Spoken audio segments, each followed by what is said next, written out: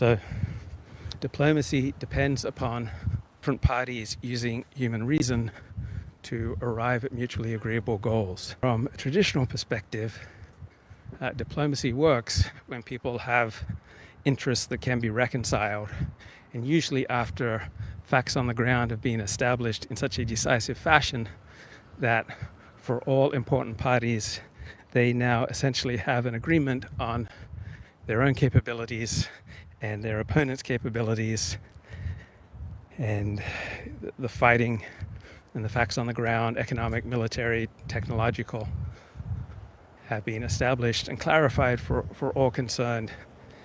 And so then you can reach lasting diplomatic agreements as long as you're in the fog of war, right?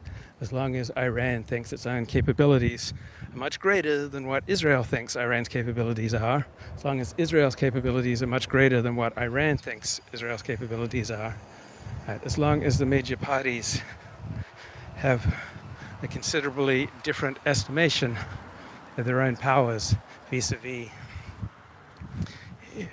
each other, and it'll be really difficult to arrive at a diplomatic solution, right? People only go to war when there is a different understanding of the facts of rival military forces and what happens when they collide. If all sides are clear what would happen in a collision between warring forces, then you're unlikely to have war because people have already decided this is what will happen. And so given the facts on the ground, given the conditions, given the situation, right, we're better off reaching some kind of deal.